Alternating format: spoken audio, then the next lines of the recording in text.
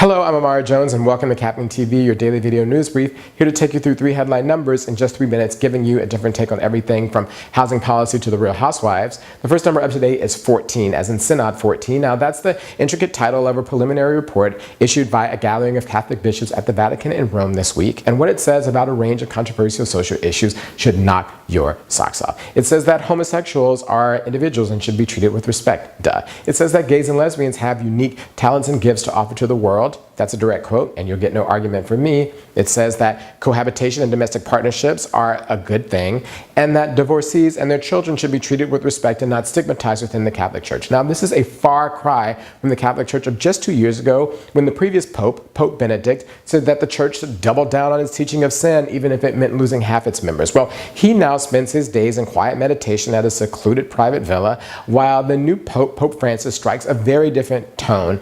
Earlier this year, when he was asked about homosexuality, basically said, ain't nobody got time for that, ask me about the poor. So regardless of how you feel about religion, the truth of the matter is that the Catholic Church guides 1 out of 9 people on the planet, the teachings of Catholicism. And if an organization with that much heft says that there ought to be less derision and hate in a world in which there is too much derision and hate, then like Madonna, that's something that we should all celebrate.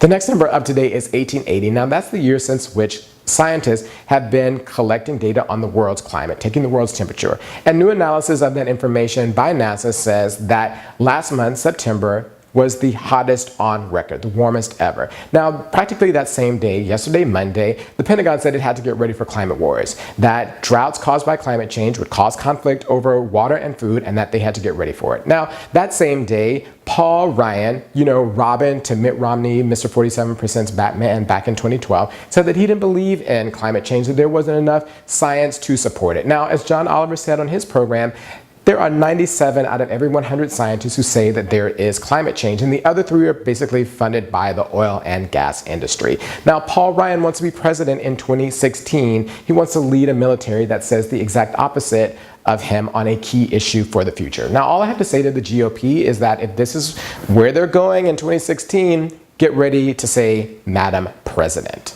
The next number up today is 21. Now, that's the number of days that you're supposed to spend in quarantine after a possible exposure to Ebola. Now, Dr. Nancy Snyderman, the chief medical correspondent of NBC, was in Africa. One of her film crew got Ebola. When she came back to the United States last week, they said, hey, Dr. Nancy, stay at home for 21 days. Well, over the weekend, she decided that she wasn't going to do that she was bored, and that she was going to go get herself some soup at her favorite soup place. Well, she broke quarantine and Twitter flipped out. Rightly so.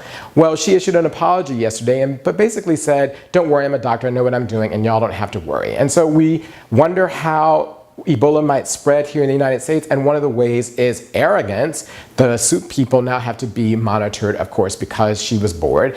And it just goes to show us that arrogance, like ignorance, is its own type of insanity.